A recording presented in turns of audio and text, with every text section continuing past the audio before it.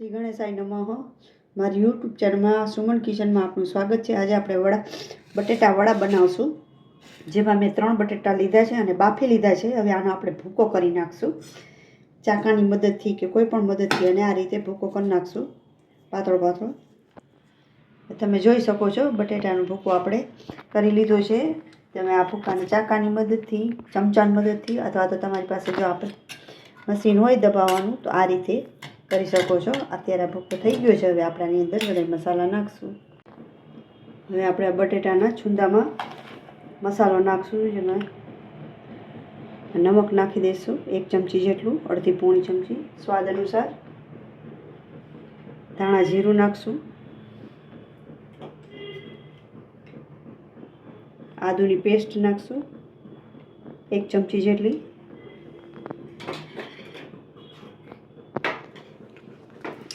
મરચાંની પેસ્ટ નાખશું,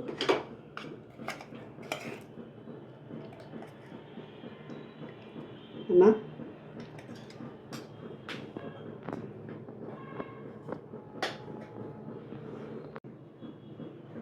થોડું લાલ મરચું નાખી દઈશું,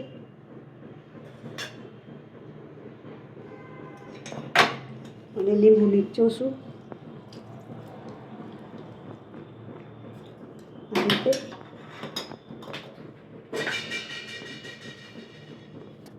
ધાણા ભાજી નાખશું,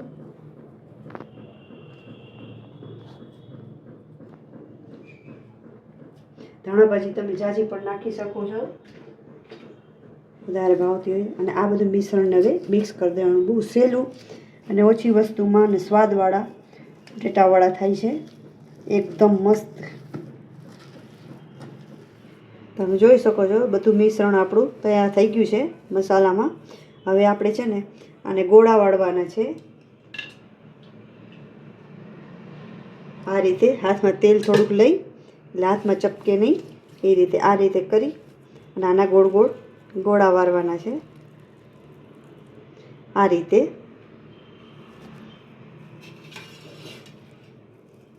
આ રીતે બધા ગોળા કરી નાખવાના છે।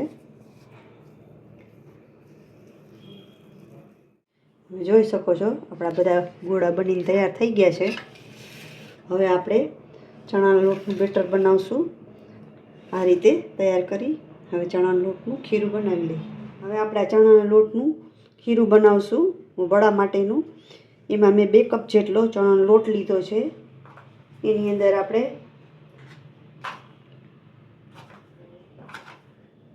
આટલું 1 અડધી ચમચી જેટલું નમક નાખશું, કેમ કે વડાની અંદર હોય।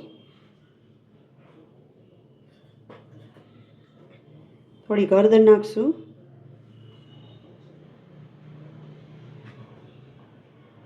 ધાણા જીરું નાખશું,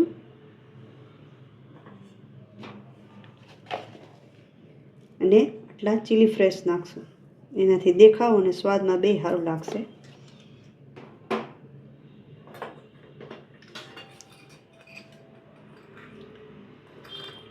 થોડી વઘાણી નાખશું હિંગ,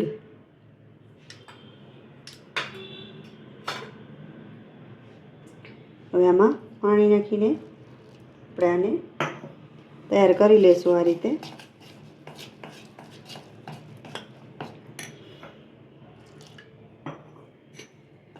એકદમ ઢીલું ન હોવું જોઈએ અને બહુ જાડું નહીં, એ રીતે।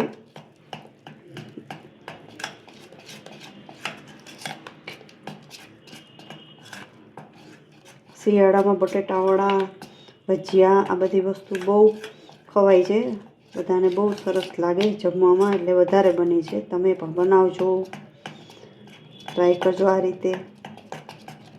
હજી આપણે આમાં થોડું પાણીની જરૂર છે, નાખું છું।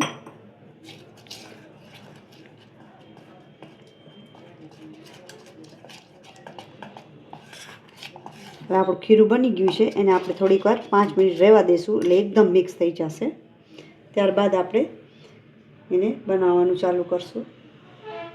5 મિનિટ થઈ ગયું છે, જોઈ લ્યો તમે। આ રીતે મિક્સ થઈ ગયું છે આ બધું ખીરું આપણું। હવે આપણે આની અંદર ગોળાને ડીપ કરી બોળી અને અંદરથી તળવાના છે। એટલે આપણે પહેલાં ગેસ ચાલુ કર્યો છે અને તેલ અહીંયા પડ્યું જ છે। મેં પહેલાં વસ્તુ તળી હતી, એટલે જો તેલ મૂકેલું છે, મેં તળેલું હતું એ તેલ મેં ઉપયોગ લીધો છે.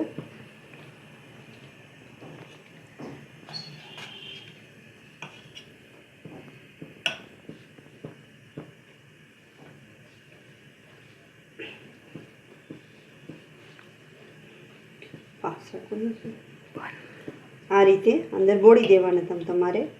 તમે હાથની મદદથી પણ કરી શકો અને આ રીતે ચમચીની મદદથી પણ હાથ ન બગડે એ રીતે એકદમ આ રીતે પણ કરી શકો અને આમ હાથેથી ઉપાડીને પણ મૂકી શકો.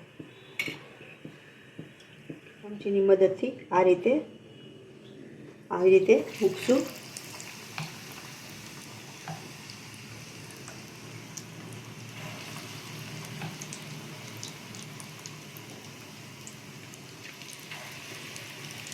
તેલ ગરમ થઈ જાય પછી નાખવાથી સરસ થવા માંડે છે.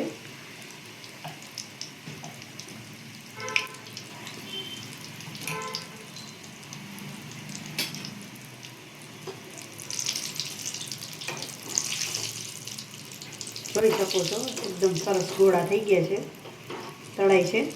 અને આ રીતે ઉલટા કરી નાખવાના છે.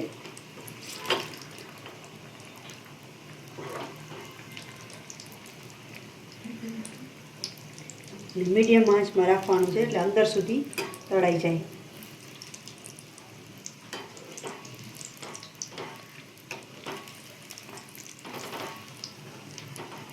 ધીમે ધીમે આ રીતે ફેરવવાના છે.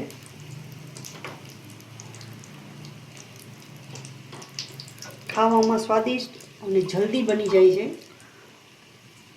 આ બનીને તૈયાર થઈ ગયા છે એટલે લઈ લઉં છું અંદરથી આ રીતે.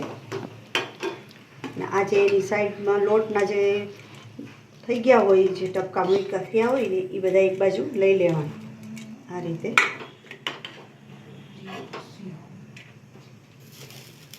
હવે આપણે બીજા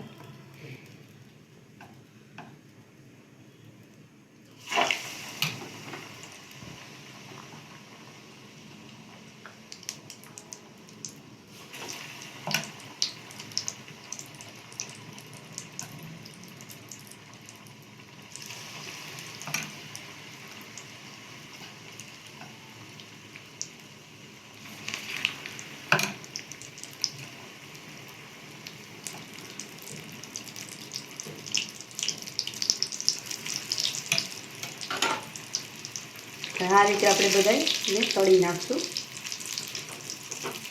ધીમે ધીમે આ રીતે ફેરવવાના. તમે જોઈ શકો છો કે આપણા બટેટાવડા બનીને તૈયાર થઈ ગયા છે, ખૂબ જ સરસ. તમને જો અમારી રેસીપી પસંદ આવી હોય તો લાઇક, શેર અને સબસ્ક્રાઈબ કરજો.